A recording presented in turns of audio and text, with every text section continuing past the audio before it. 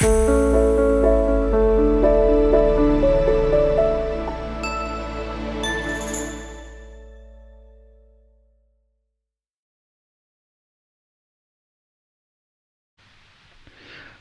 Hare Krishna. So I'm going to be reading from this book. This book is a series of articles. They're columns that I wrote for Hindustan Times. This one is called Spiritual Alchemy for the Heart. It was published on the 17th of February, 2003. So I'm going to read it now. In the love market, lust is trading at an all-time high.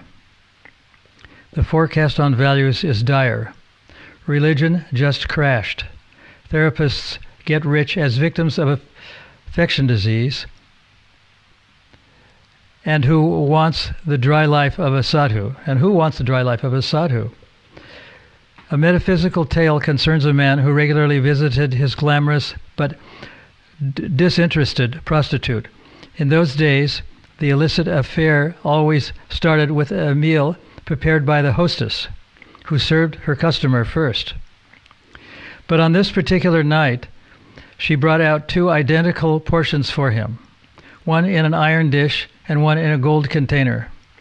The unusual array prompted questioning. She replied, "I know what you want, but this is a lesson. You can't judge a woman by her looks any more than you can rate food by its containers."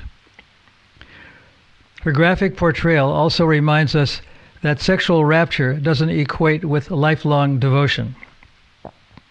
Maybe she overlooked a key psychic element, but love and lust are not natural bedfellows.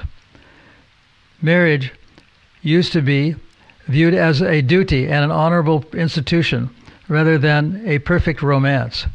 So is love dead?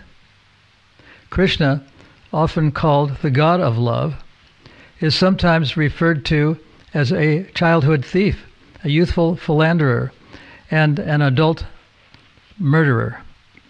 But his faithful followers know him to be beyond these partially informed perceptions.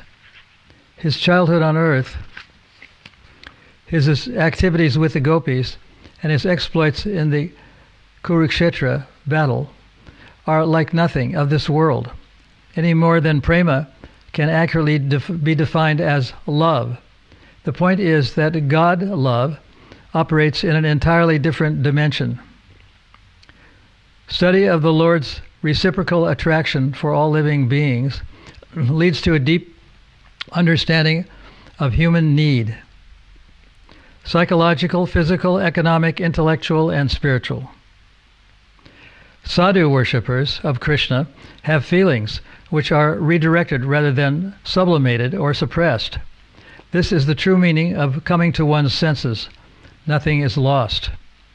It is the redirection of human nature that is the missing link. The vacuum of spiritual training ensures the health of all living entities, not just our children.